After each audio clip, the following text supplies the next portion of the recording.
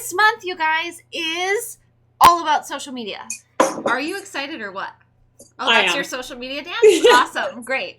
So today we're talking about platforms, which platforms to use, how many to use, and who are you talking to on those, right? Cheers. Let's talk about it. Welcome to Coffee Talk. Hey, I'm Jamie Larson. And I'm Anna Bartell. From the Snap Society. The Snap Society. If you have not noticed, we have a theme for each month. And this month is social media. Last month was how to give the wow factor in your business. Yes. So you can go to the blog, if you're not on the blog right now, thesnapsociety.com, and you can listen to all the coffee talks that we've done previously. Yes. And they're so worth going to listen to. They're amazing. All right. So today we're going to talk about social media and which platforms you should be using, how many platforms you should be using, how to decide what platform you're using. Are you overwhelmed yet? Yeah, because I have seen people get so overwhelmed that they just quit altogether. Yes. And I would say it would be better to only use one platform than to use a whole bunch and just quit or to be talking to the wrong people. Exactly. So we're going to talk about that today. So first things first, why can't we use all the social media platforms, right? There are Facebook, Instagram, Twitter, LinkedIn. Jinx. Snapchat. Oh my gosh. Google Plus, YouTube. Did we say Pinterest? All these different social medias, right? And so we could technically be doing them all. But this is sort of the same advice as we give when it comes to photographing and choosing what you're going to photograph.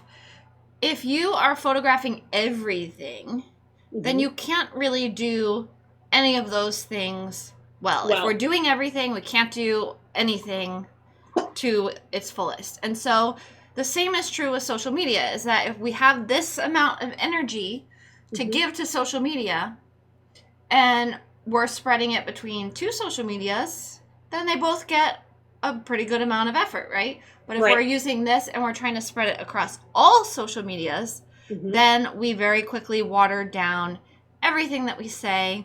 We water down our efforts. It just becomes ineffective. We're pouring so much energy and we burn ourselves out. Yeah, I was going to say we're pouring so much energy into it and not getting the return back, right? So the biggest thing is we have to know two things. We have to know what each platform is for and who it's for and who's on that platform. And we also need to know who we are talking to, who our dream client is. Because if you photograph seniors, then your dream client could be your senior, but it could also be your mother, or the mother, not your mother, but the mother of the senior. Not your mama. If you're photographing families, it's not the husband, because very rarely does the husband ever do anything with. He's not scrolling through Facebook. Yeah, I mean, he does do things. Don't get me wrong. I do get some around Mother's Day. I do get some dads around Mother's Day who are. So that's when my marketing shifts to marketing to the dads, right? To the men. Yeah. But the biggest thing is knowing which platform caters to who and who you are wanting to actually speak to. So let's talk about that right now.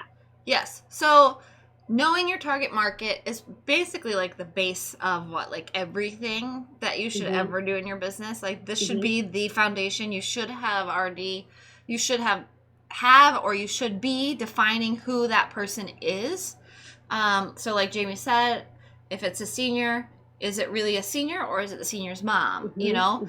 And it's a senior. I mean, it definitely is a senior too. Right. But sometimes I've got some friends who are senior photographers where their dream client and their target is actually the senior, not the mom, the senior, because she is so well known and so sought after that the seniors are the one finding her. The seniors are the ones saving a couple $1,000s. I mean, it's at least $2,000 for a senior shoot with her.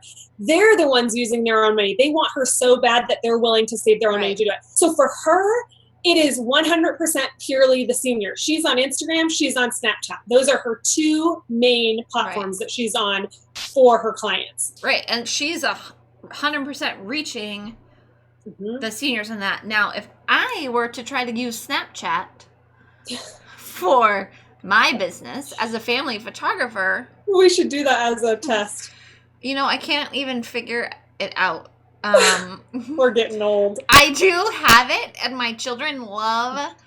I have it only because. Have you ever played with a Snapchat filter? No, yeah. I mean, I mean, they're funny. They're really funny. So I do own it. I don't even know how to post something, or if you. Don't even understand it. Like, do you send it to somebody, or do you? We won't pretend to be Snapchat experts. Yeah, we are not Snapchat experts, and we won't claim to know something we don't know anything about. I do know how to use a filter on Snapchat. That's very good. But I know that out of all of the moms I know, there's only one, and I know a lot of moms. Like, I mean, I'm pretty popular. So, of all the moms, only one of the moms that I know uses it. Right. And then she texts us all her Snapchats because none of us are on Snapchat. Right.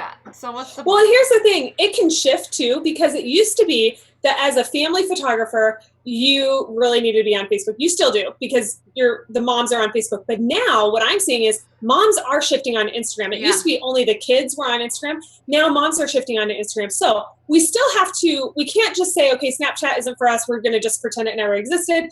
We still have to, be listening and hearing around and seeing, are moms moving towards Snapchat now? And if they are, then I need to get on Snapchat. Right. But for me right now, a majority of my people are still on Facebook. Right. But I'm also seeing the shift to Instagram. So I'm moving more towards Instagram. So Jamie's all up on Instagram. You can follow her at I am Jamie Larson.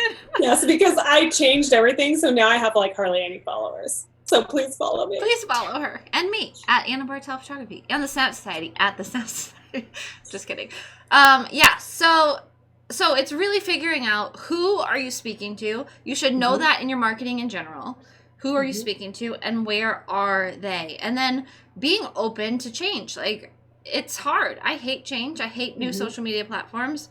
And I wish they would stop changing everything, but they're not going to stop doing that anytime soon. So being open and noticing trends in your industry and in within your client base. Where are they, If you're doing more than somebody asked, which one should I be doing? Well, the one you should be doing is the one that your people are on, and really the one that you're going to do.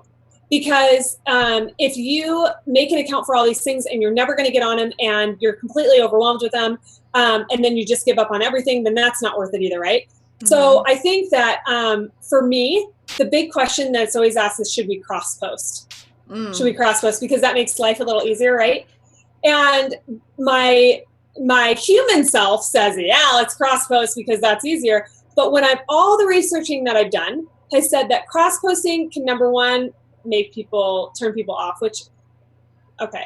And number two, it can also, goodbye. Number two, the biggest thing, the most important thing is that it can lower your reach when you're cross-posting. Now, I still think I get a pretty good reach on the things that I cross-post, but I am pretty, selective. I'm pretty selective on what I actually cross-post. I don't cross-post everything. And so that's the thing, is there are times that if I didn't cross-post, I wouldn't post anything, and I'd rather post something and cross-post than not post at all. Right. But I also try not to cross-post all the time. Right. Yeah, I agree with that completely. That's exactly where I'm at.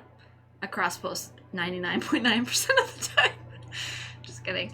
Not 99% of the time, but I cross-post a lot. Because, I feel like if you have a social media platform and you're really good at it. So I'm really good at Instagram, but I know that a lot of followers are also on Facebook. So I cross-post to those. Those are my two choice social medias. Those are the only two I'm on. So if you are signing up for all of these accounts, and so say I signed up for Twitter, but I'm never putting anything on Twitter, and maybe there is a client who might find me on Twitter. If they do find me on Twitter, they're going to think that I don't do anything because there's nothing on there, right? So don't have it at all if you're not going to be able to do it. And don't stress out about the fact, so if you're thinking, okay, but somebody might find me on LinkedIn, because that is a networking thing. Somebody might, for services, somebody might find me on LinkedIn, so I should probably have a LinkedIn profile. And somebody might find me on whatever, Twitter or Right. Snapchat. Like, yeah, there's that one mom on Snapchat. Maybe she Yeah. would find me on there. You But know, is you it can't worth it? stress out, but is it worth it? Because every energy that you take from to put there, you're taking from somewhere else, Mhm. you know? And Yeah. so that's really the key, is figuring out where you want to pour your energy into and being selective about that, being essential, like picking the essential thing. Yeah, one other thing I want to talk about with cross posting too is if you are going to cross post, then you need to make sure to check the other thing. Like if I post on Instagram, I always remember to check my Instagram comments and see if somebody commented so I can Yes. comment back. But if you're cross posting, you need to make sure to go to your Facebook and comment back. And here's why. This is an actual real life experience that I've had. I've seen people who cross post. I'm not offended. I know some people are, but I'm not offended that they cross posted, right? And I see that it came from Instagram, but I'm like, you know what? I'm gonna type a comment. They have never commented back on their Facebook. And so then I'm like, well, I start ignoring it when I see it in their Facebook feed. If I see it in an Instagram feed, then I pay attention. And I think that's the big thing about cross posting that people are saying, is that if you cross post, it can get ignored or it's not as well seen. So just make sure you're going over to both platforms and you're commenting back. Yeah, I think that what can happen with your reach with cross posting is that if I posted on Instagram and I posted on Facebook and you already saw it on Instagram, so when you saw it on Facebook, you just scrolled right past it. Yep. So then Yep. Facebook is going to say like, oh, that post isn't that important because nobody is clicking on it. Well, it's because everybody already saw it on Instagram. Yeah. And yeah, so that's and if you have the time, by all means, post it twice. You know, post it on Instagram and post it on Facebook. But if you don't have the time, then cross post. Yeah, or if you, that still is cross posting because you're still posting the same content on each one. So I think that's the key, is if you're focused on 2 social medias, then you can create content for each social media differently. Well, it's speaking to it differently, speaking to your audience differently. Yep. So that it's not just the exact same words going to both platforms. Exactly. Okay, so in conclusion, we want you to pick only 1 or 2 social media platforms. We want you to identify who you're actually speaking to, who is your target, so that you know, on each platform, so that you know how to create your posts. And then we want you to actually post. Oh, here's a big question though. How often should I be posting? We're going to talk about that later on this month.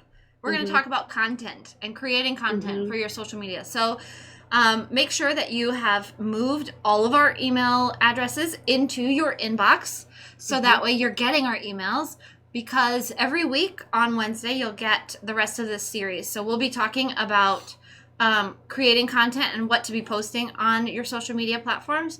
We are going to be talking about a little bit about etiquette of how to treat clients and friend requests on and awkward moments on social media.